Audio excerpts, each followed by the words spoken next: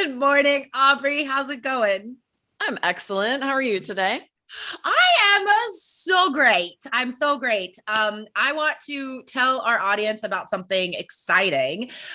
We are working on, right now, guys, we are developing a grammar plus speaking skills course, and it is so amazing. It's so amazing. It's on this like total brand new learning platform um, where you get like it's gamified, you can earn points, and the lessons are like short and consumable, and you hear native interviews, and it's all based around grammar and then using the grammar out loud, right? Because that is how we learn. It is for a new business skills foundations that we're developing, but grammar and speaking we need for all purposes, work and otherwise. So, guys, you can be the first to know when this course is ready. And I'm telling you, we're working so hard on this now. It is It's gonna almost be amazing. ready. We are testing it right now. So get your name on this list so you can be the first to know when it is finally ready. And of course, you get the best price if you're the first in there. So get your name on this list, guys, allearsenglish.com/bizgrammar. I'm so excited. It's so I cool. know.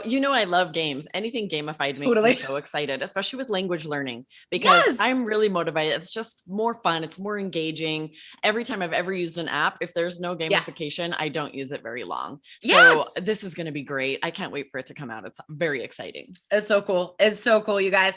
And there's like AI speaking feedback, even, to Amazing. like perfect your pronunciation, everything you need and nothing you don't. Like this, right? Like this is what we've been working towards for so long. So I'm so excited about this new platform. Okay, awesome. So speaking of grammar, Aubrey had such an entertaining and amazing insight into this little grammar thing where if we add an article to a certain word, it changes the meaning. Exactly. And so these are all sort of slang terms we're going to be talking about today, preventing you from making mistakes in the future on your speaking exam and adding to your vocab knowledge, right? Hitting that 7 or higher for idiomatic language on your speaking test. So Aubrey, what inspired you to come up with this idea? This is such a funny story. Shout out to 3Keys student Vanessa. She heard our episode where we taught some food slang, like the verb nosh and grub, the noun instead of food. And she posted in our 3Keys Facebook group some sentences practicing using them for me to correct or give feedback. And one of them was really funny because she said, as long as I can nosh on a grub, I am happy. And I let her know that if you say a grub, just adding that article, it means a little worm, a grub that you would like lift up a log in the woods and find a fat, juicy grub, a worm. And so I told her that, and she said she was laughing so hard. She's like, thank you for letting me know. I would hate to use that incorrectly. And I was really happy because I got to use the worm emoji, which I don't think I had ever used that little emoji. It's so cute. It's like a fat little green worm. That is true. Hilarious. What a tiny change to just the letter A. And suddenly, it no longer means food as slang. And every native, if you say, I'm going to eat a grub, that means a worm instead of food. Or like a maggot. Right? Yeah, like it's a worm, but it's like exactly. The any gross creepy crawly that lives inside dead trees. Like those are grubs. And so people do eat them, right? Bear Grylls, if you watch his like survive in the wild, he'll like eat those big grubs. But if you just mean food, you don't want to say a grub. Right. So uncountable grub, right? That is food, like uncountable food. It's a group noun, right? Slang, grub, uncountable food. But a grub, as soon as we make that countable, it's a creepy crawly. I'm showing you with my finger on YouTube, guys. If you're listening to the audio, you're missing out on my impeccable impersonation of a grub with my digit, with my finger. Okay, so that is the first difference. That is hilarious. So some people do use grubs as grub. That's how we can remember that sentence. Okay, thank you, Vanessa, for inspiring this episode. Okay, the next difference, bomb versus a bomb. Now, what is the difference here? Yeah. So all of these are slang phrases that without an article, they have a slang meaning. So this one, if something is really fun, you'd be like, oh, that's bomb, right? That party was bomb. It means it was really fun. You had a good time. You'll hear this a lot with slang. But if you add an article and say a bomb, obviously, now you mean an explosive device, right? If you say there was a bomb, if you say that in an airport, there could be an emergency and you're evacuating the place. So be very careful with this one. That reminds me of those like late 90s comedies with Ben Stiller. I don't know if I could say the title because it sounds like a swear word, even though it's not. Meet the, and then there's the name of his family, where he's on a plane and he's very frustrated. And all of a sudden he's like, bombity bomb, bomb, bomb. And like he gets arrested and stuff. Anyways, it's really funny. We just watched that last week. So it reminded me of that. But yeah, so bomb as an adjective is very 90s, I would say. It's kind of like an old style adjective these days, but people do still use it. You'll see it in movies. And if you use it on speaking to describe something great, we're always telling students to stop saying good, great, nice. So if you really like something, you could be like, that restaurant is bomb, or that restaurant is the bomb, right? Using the definite article changes it, but indefinite article, a bomb, no, totally different. That's an explosive device. Exactly. And I do feel like I hear my daughter and her friends using this. I think it's making a comeback, which I'm excited about because I like it. Be like, ooh, yeah, fun. That hamburger was bomb. It is fun. It's a really fun adjective. Yes. Okay. Now hip versus a hip. This is awesome. So hip as a slang adjective is like trendy and cool, right? Like, oh, saying bomb is so hip right now. So it's like, oh, that's a cool thing to do. But a hip, that's the joint between your torso and your leg. That is your hip.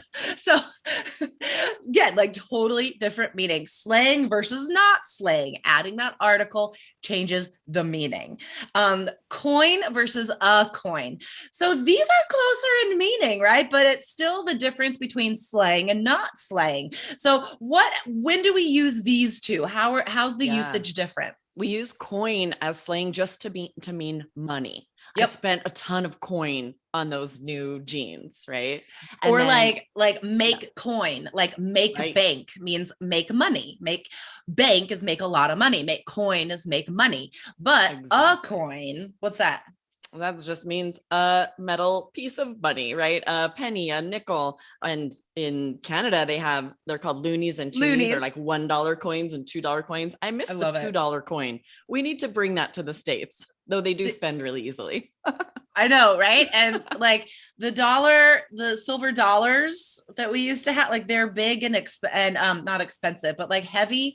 They are kind of heavy. Yeah, they're not coins that are easy to carry. We went and got a bunch of gold dollar pieces and 50-cent pieces because we make those with like plaster and sand. It's like a dig kit for kids. Have you ever seen that? No, and that's awesome. Make your own. So we made some with coins for our kids to like dig and polish, like they're getting dinosaur bones, but then it's coins. That's so fun. That's a great idea. Really so like I find the grammar aspect interesting here too. It's the same as Grub, right? So we have uncountable coin, which is just money, which is uncountable. So that's slang. And then a coin or coins, countable. That's like the literal meaning, right? The formal so if you're definition. Gonna say like, ooh, I'm going to make coin on my next paycheck, that means I'm going to make some serious cash. But if you say I'm going to make a coin on my next paycheck, that means you're making less than $1. You're getting like a penny or something. So don't work for that. No. Stand up for yourself, guys. Okay. We have two more. This is so fun. And remember, guys, this is also on YouTube. So check out IELTS Energy TV. And you could see us talk about this. We use our hands a lot when we're trying to demonstrate meaning. So two more phrases, guys. Chill versus chill. So awesome. Okay. So chill as slang is an adjective. You guys probably know this one. I feel like this is common. Chill just means like relaxed and cool, right? Mm-hmm. Or also as a verb to someone like, oh, you need to chill out. Yeah, like as a phrasal verb. Yeah, Mhm. totally. Or like, what are you gonna do tomorrow? James and I use this a lot. Like, I if do we've too. had a busy week, we could be like, you know what, bud? Like, I didn't plan anything. There's no play dates or anything. Let's just chill. Let's just watch a movie and chill. Yeah, I'm So just gonna chill at home. just chill at home. Yeah. So that's the slang version, right? The verb. Chill, however, making it countable, right? Chill is like, oh, that cold feeling you get. Or we can use this idiomatically if you're if something is scary, you can say it gave me the chills, right? Which is being scared. It's not relaxed and cool. Yeah. Sometimes So we'll say, I felt a chill run down my spine. yes, And that doesn't mean you're cold. That means you were scared. You were creeped out. Totally. Creeped out. Ooh, That that's is another fun phrasal another verb. great slangy phrasal verb. This is so awesome. I really hope you guys are taking notes today, because all of these words would knock that examiner's socks right off her feet and give you that 7 for vocab. Okay, last one. Now there's a spelling difference Yes. here as well. Aubrey, I'm going to let you run with this one. This is fun. And it's funny because some people might just spell. So it's a dog. If you call your friend dog, like, hey dog, what's up? Right. I hear younger people say this all the time. You'll see it in movies all the time. Totally. To call somebody dog. But then of course, a dog is your actual friend, your canine friend, your dog, right? Big change. Like my Aussie and my Dixie. They are both my dogs with a W and my dogs without a W, because they're my pets, but they're my friends. They're with me all the time. You could get yourself in trouble if you use this with the article. If you say to someone, you're a dog, when you mean to be like, hey dog, you're my dog, right? And you say you're a dog, because this actually implies that someone is not attractive, that someone's not good looking. That would be an unkind thing to say to someone. Oh my gosh, that's a good point. Mm-hmm. Man, such intricate differences when we add or take away an article, when we realize that something is uncountably slang or an uncountable adjective, or adjectives aren't uncountable noun slang, or slang as an adjective versus making it countable, putting an article before it, and it completely changes the meaning. Oh my gosh. So guys, if you think that a grammar and speaking course focused on every lesson is teaching you grammar structures, not just individual rules, but grammar structures in sentences. And you use these out loud in 3 different ways, guys. So you make sure to learn this grammar, internalize these structures. This is how we improve our grammar. And this is the course that is almost finished, guys. Grammar plus speaking skills. Sign up, get your name on this list so you're the first to know. allearsenglish.com/biz with a Z, B-I-Z. That's like slang for business. Biz grammar. So get your name on that list, guys. It's amazing. I'm so proud of it. And I'm proud of today's show because this was really fun. I know, it was so great. Really good information. Things that natives don't think about. Things I didn't think about it until she posted that sentence about a grub. I'm like, so funny. Or we would have mentioned it in that last episode, right? But kind of fun to do a whole episode because there are a bunch of slang words that do this. That is so crazy. Guys, share this episode if you know anyone that is studying English, whether or not it's about IELTS, guys, because yes, all of this information helps your IELTS scores. It all helps you sound more native on your speaking exam, these slang episodes. But this is a lesson that I 100% promise you will not get anywhere else. No books, no websites, no podcasts. Today's episode is one of a kind, guys. So if you know anyone that is studying English, share this episode with them. And if you're not subscribed, follow IELTS Energy.